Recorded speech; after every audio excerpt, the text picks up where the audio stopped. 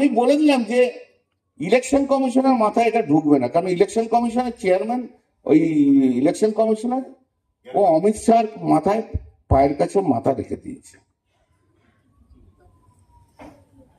যোগ্য জবাব দিতে হবে ভারতীয় জনতা পার্টিকে। 2021 থেকে 2026 5 বছর ধরে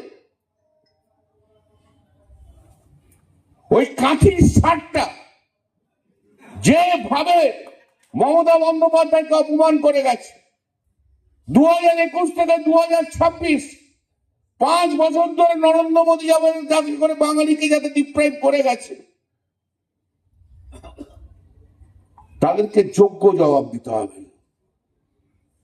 রাজনৈতিক শত্রুটা হচ্ছে ভারতীয় জনতা পার্টি, অন্য নিজেদের দলের লোক নয়। লড়তে হবে ওদের বিরুদ্ধে, লড়তে হবে সিপিএমের বিরুদ্ধে, লড়তে হবে কংগ্রেসের বিরুদ্ধে। You are alone, all are united. মানসিকতায় সেই জায়গায় যেতে হবে, অন্য কিচ্ছু না। যেখানে বাংলা বললে যেখানে বাংলাদেশি বলে করে দেওয়া হচ্ছে, আড়িয়ে দেওয়া হচ্ছে। আজকের কাগজে পড়লাম উত্তরাঞ্চলে একজন বৌদ্ধ ছেলে,